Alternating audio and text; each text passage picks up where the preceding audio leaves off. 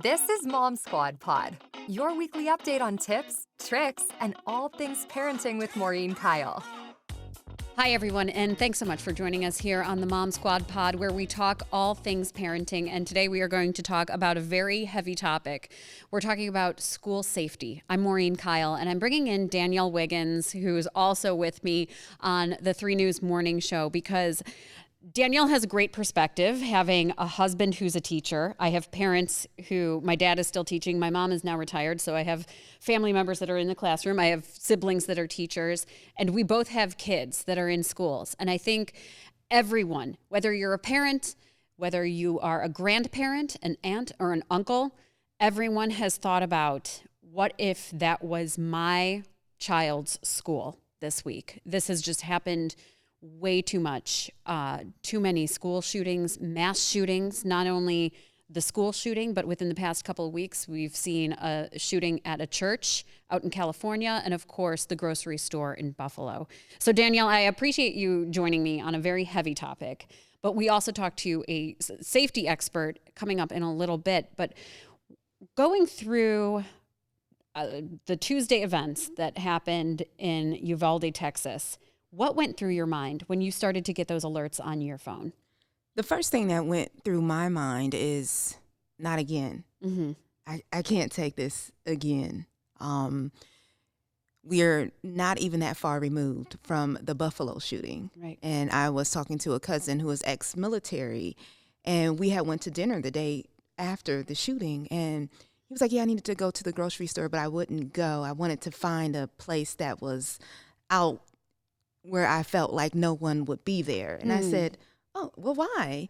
And then he was like, the shooting. I have PTSD with the shooting. And I said, whoa, wow. He was like, I know. It's just, I just want to be removed from that. And so now it's interesting because our reporter, Neil Fisher, did an interview with some of the kids at Shaker Heights schools. Yeah. And that's what they were saying about when they come to school. It's kind of like PTSD, even though they've never been in a shooting, they're seeing it on TV, they're doing these things and doing that Alice training to prepare for active shooters. And one of the students said, I'm in class and I'm looking around like, what's going to happen? Yeah.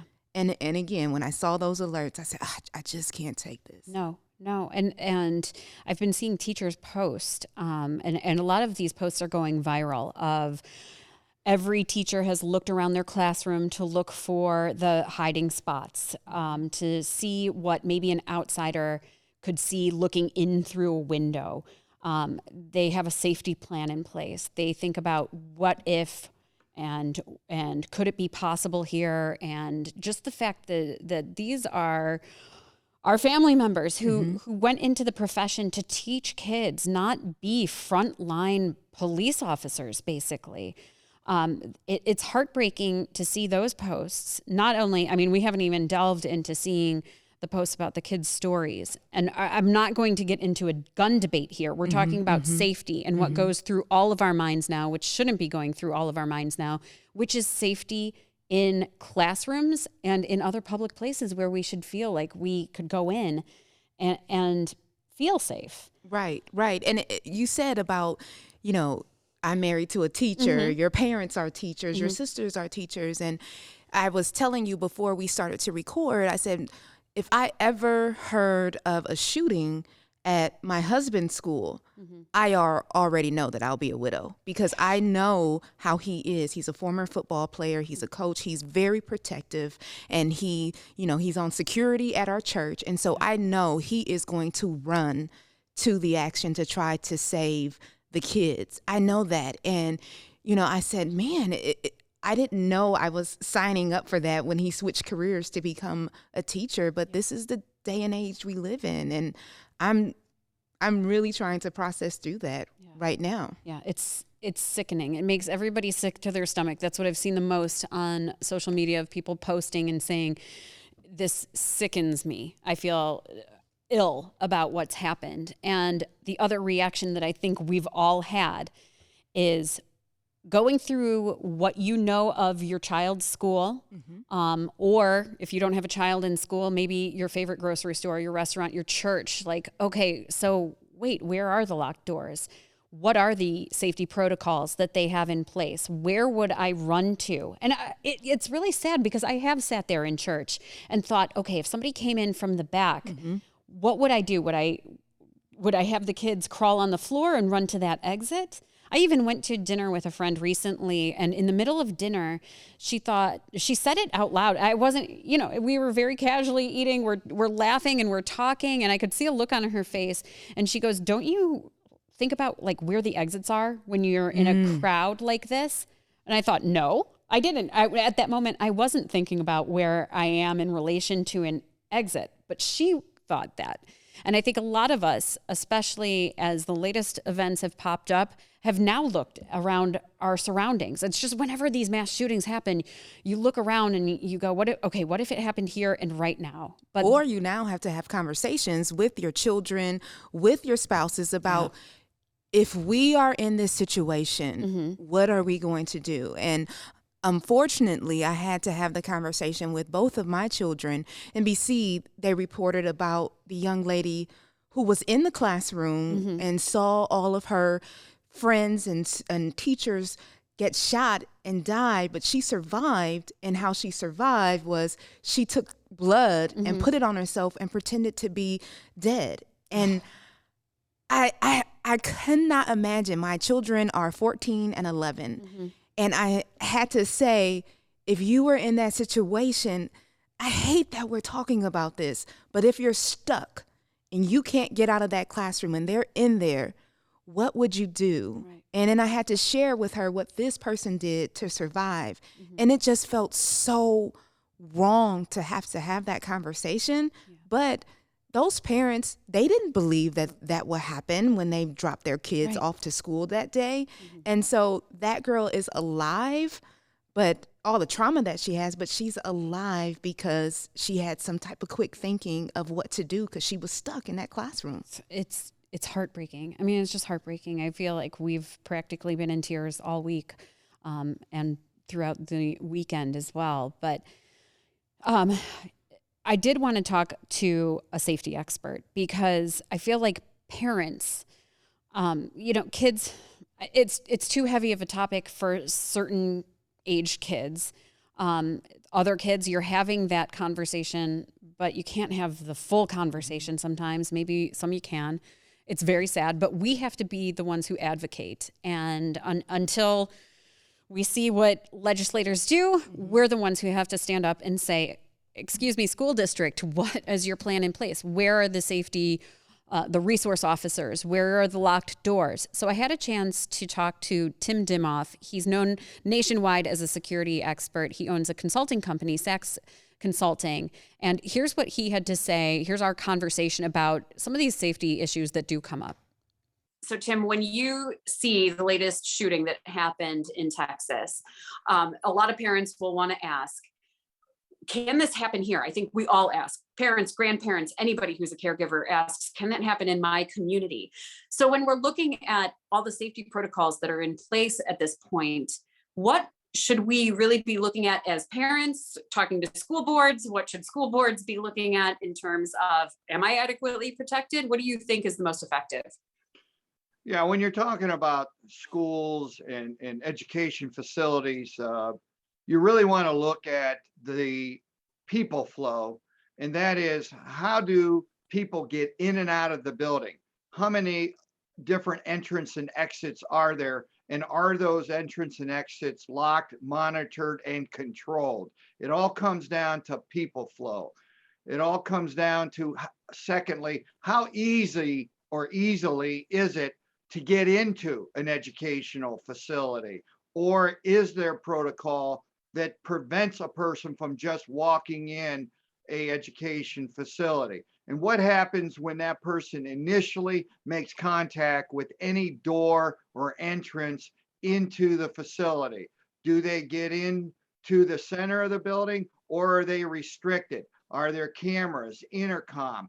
Is there a area where you are basically, as a visitor, trapped and not permitted to come any further into the building until you've had clearance to come into that building? So it all comes down to really controlling the flow of people in that facility. So a locked door, just a locked door. That's not enough. Just a locked door, it definitely helps, but you can't just have a locked door. What happens once they're past that first initial door that is either locked or unlocked? How do you control once that happens? So that becomes important. Secondary, what type of cameras and systems and security systems do you have in that facility? So it really comes down to secured facilities, physically secured. It all starts with a major physical security analysis that reveals your strengths, your weaknesses, your initial and your long-term improvements to make the school a total secured building, and you on the inside control what comes in from the outside. I went to college in the Bronx, Fordham University, and across the street was a high school with metal detectors. And back then that was unheard of. Like, I didn't go to high school with metal detectors, but do you think we're moving in that direction where there would be a metal detector and a security guard? I mean, there are Cleveland schools, when I go in and out of CMSD schools, that they have metal detectors. Do you think that that's going to become the norm even in suburban schools? I think we're going to have to go in that direction. Metal detectors are a really good asset. There now have new types of metal detectors where you don't have to wand the person, where you have two tall pillars of electronic that can detect hidden guns, weapons of all shapes and sizes. And you can have many people walk between these two electronic pillars. They're going to be using those at airports. They're going to be using them in schools, churches, and businesses. It's going to make the people flow and the ability for many people to come in at once to be very accurate, and you won't have to have individuals stop and be wanded. So our electronics, our advancement in security is really taken off, and we're going to be able to offer what I call convenient but very accurate security monitoring for not only schools but many places. Yeah, I know we're seeing church shootings, we're seeing places in shopping centers, the grocery store. Is there a way, or do you see technology moving in a way where the security procedures are more discreet? Because also, as a parent and as a citizen, if I had to walk into a grocery store and I'm going through metal detectors, even though it's for safety, it does kind of put in the back of your mind, am I safe here? Am I not safe here? What's happening? So do you think that is that just going to become the norm? Are we seeing more discreet ways? Are there more discreet ways, especially when it comes to kids, to keep them safe without having an imposing system in place? Yeah, some of the new modern technology is going to make it very easy to have a wide area where kids just walk in, and I'm talking 20, 30, 50, 100, a couple hundred, just walk between a setup larger type of mechanisms that can detect weapons and different things without having to search or wand anybody. So on one end, the ability for more modern technology to do it in a larger fashion with larger crowds, that technology is here. Secondly, I think people will sacrifice feeling a little odd from technology or security in exchange for safety. When we started having lots of cameras out in the general public in downtowns and other shopping areas, there was a little bit of resistance. But as time went on and people realized that secures them and their family, just like technology can secure kids in a school, I think we're going to get used to it. We're going to actually demand it, because we will trade a little inconvenience for a greater secure area. Yeah. I want to talk about some of the red flags that some of these shooters have shown. I mean, we've learned that the latest Ramos in Texas, he never really had a history on social media of rants or getting involved in extremism. We're still learning about his history, but a lot of these shooters have left a trail or left manifestos. What kind of investigation needs to happen before they act it out, and what red flags do we look out for as a community? And then my second question, I guess, that goes along with that, if I call in to the police and say, hey, this person's acting weird and there's no criminal activity, can they really do anything? Is there a monitoring system that goes into place? If you can speak to that. Yeah, well, first, most of the shooters, the historical data that we have, I know my company, Sachs Consulting, we've researched over 600 aggressive violence and shooting incidents. And in the majority of cases, it's not a secret. Shooters or aggressive people who have mental challenges, social, economic, emotional challenges. The majority of the shooters, the majority of the high level aggressive people, they talk about it. They put it out on social media. They write stuff. They tell their friends and family. They don't keep it a secret. And a lot of times they're reaching out for help. It's a subliminal type of reach out. It's a sickness, and that's part of the sickness. But in the majority of cases, these people are really expressing themselves to a lot of different people. And what we need is the eyes and ears that are out there across this country. When you hear that from a family member, a friend, a schoolmate, or whatever, a coworker, we need to start reporting that to the authorities, to the management, to the different people at the different levels. And that's our greatest tool, is because most of the time it's not a secret. Now, it's not a perfect system either. Are there times where really they don't say much and there isn't very many red flags? And yeah, that happens. It's on the minor side, but it does happen. And that's when you got to depend on your security protocols to be able to stop them and the ones that have broadcast that they are, interested in some type of aggressive or deadly action. Yeah. So if I do call and I say, hey, or I, contact, whether it's federal or local or state level law enforcement, and say this person, is doing, I can't even think of an example, or I saw them write something on Facebook, it's concerning me.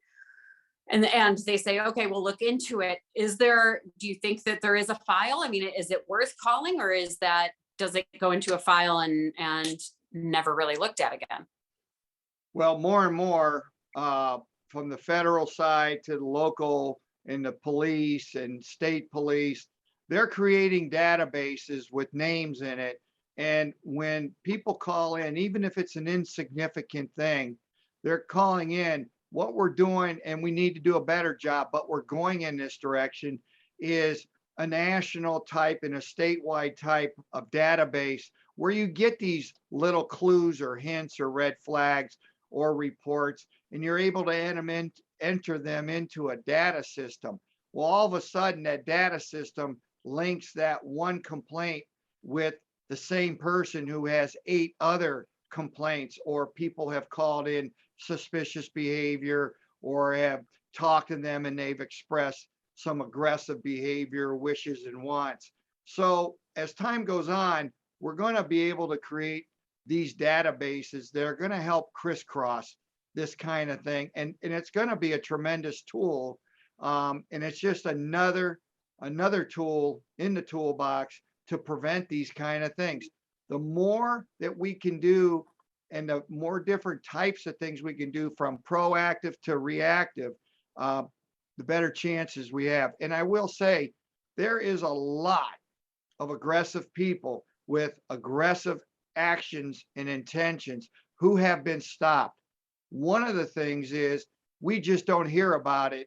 The media doesn't get that information, and a lot of it is kept confidential. But I can tell you, from being in law enforcement and now involved in security across this country, there is a lot of aggressive behavior that is being discovered and stopped just from simple contribution by citizens. That's amazing. So would you say finally, I know we have to wrap up here, social media, part of me wonders, is it making it worse because people have a platform, they get attention, these actions that they do are paid attention to, or is it making it easier for law enforcement and citizens to identify who may be an issue because they are pouring their guts out over social media?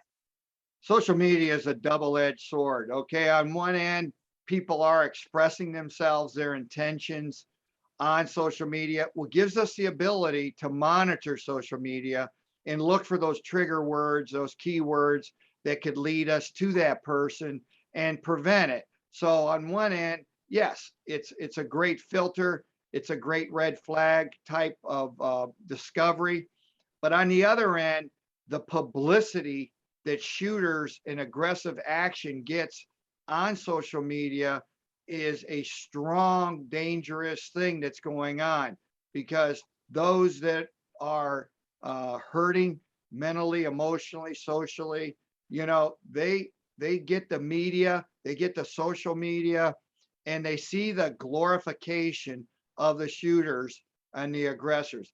We need to quit showing the shooters or the aggressors pictures, and we need to quit saying their names. We need to refer to them by their initials, and we don't need to be showing their faces at all. The glorification of aggressive behavior on social media is a huge stimulus to future aggressors and shooters. And we know that because in their manifestos, their diaries, and in their conversations and in their social media, they talk a lot about the previous shooters, killers, and they talk about the most successful ones. And in their book, how many people those previous killers or shooters got to is what they base it on. So glorification needs to end. Yeah. It's heartbreaking. Tim, thank you so much. This was wonderful to get a chance to talk to you and pick your brain about this. We could probably go on, and hopefully we don't keep talking about this, but I appreciate your insight. Thank you so much. Thank you. And our hearts and prayers go out to the families and the victims. So there you go, Tim Dimoff talking about how social media is that double-edged sword, because you have a platform where some of these people with mental issues get even more radicalized. And then we've seen a lot of these, I mean, not with Salvador Ramos, he only posted 15 minutes before, like we talked about, but some of the other shooters went on rants and raves. So that does give law enforcement a track record of people who might be, just a landmine waiting to happen. And then it gives us an idea as citizens, like, okay, if you start to see something strange, I don't know about you, Danielle, but I know I would kind of feel like, ooh, am I being a tattletale if I call in? Like, this person's given me a weird vibe. But It's now, interesting. I think that we are going to have to think that way. I actually was in that situation, and I was at a place of employment, and someone threatened the Facebook page of the place where I was working, and it was in the messages. And, one of my colleagues came out and said, okay, we have this bomb threat. Do you think, we should report this? Yes. Call, what should we do? And, Right. and we called and reported it. And, the bomb squad came out and, made sure that we were all secure. Now, the person who put the threat in lived like an hour away or something. Yeah. But it's like, I'm taking everything serious right now. Right. And the thing is, can there be prosecution for people who make those threats on social media and things like that to discourage people from doing that? We know when people call in school threats, kids, they're arrested for those things. Yeah. So hopefully more people will just not turn a blind eye now, because you have to pay attention to all the kind of odd posts that are on social media. I think this is going to bring up not only gun reform legislation. I mean, there's going to be a hot debate there already is on Capitol Hill about guns and gun safety, but then also with social media regulation. And I've had a lot of conversations, especially over the past couple of years, with a lot of hot button issues, whether it was COVID or, lately abortion, now it's going to be guns, safety, and now threats. And a lot of people will say, well, free speech. Well, they're protected under free speech. And you have to keep in mind, a lot of these social media sites, like Facebook is a company. Mm-hmm. A private company. Like, think about as if it was a restaurant and they had no shirt, no shoes, no service, that's their policy. So if you violate that policy, you're not allowed to come in. So I think a lot of these social media sites, and I'm talking about the offshoot social media sites as well. Some of these random ones that we saw the Buffalo shooter posting and ranting on, that's going to have to be more regulated. And the dark web, that's what the they dark call web, it. The yes. dark web, where those ideas are expounded upon and engaged with. Because that has to, I think we're going to start to see, we're already seeing it, where that can be a dangerous place for people to, like I said, be radicalized because they're in this world and getting support from people who might feel the same way, and then somebody might act on it. But again, I don't know about you, but then I start to think about, my oldest is in second grade, just finishing up second grade, and I'm sure I'm going to go through years and grades of school. And now I feel bad because I feel like I'm going to look at the class and be like, okay, which one has the potential? Like, is there one that has a potential? Like, who's getting bullied, and who's that outlier that has the potential to be a powder keg? I don't want to look at children that way. Right. But the other underlying common denominator with a lot of these shooters, mass shooters, is somebody who did feel like they weren't They were supported isolated. they were isolated, weren't supported by the community, bullied, and that led to mental health issues. And so, do you say something in that case? Do you watch kids who are bullied and isolated? What can schools do as well to say, hey, this kid, this one kid just seems quiet, and do we need to get more mental health help for some of these children? So I talk with my husband a lot about, the students, because he's very passionate about his students, and, there are a number of supports there. And depending on the school district, you're not sure what's going on at home, because a lot of the time it's not the school, it's what's going on at home. Yes. And you're trying to pick up on it. You're trying to get in contact with the parents, and they may not be available. They may be working. We know that the shooter in the Texas case, his mother was got kicked out of the house, and there was drug issues in the family and things like that. And so, when you have all of this outside environment, and he was also truant. And so they're like, as a teacher, you can only do so much. Right. And you don't want to label kids, because what if you label the wrong child?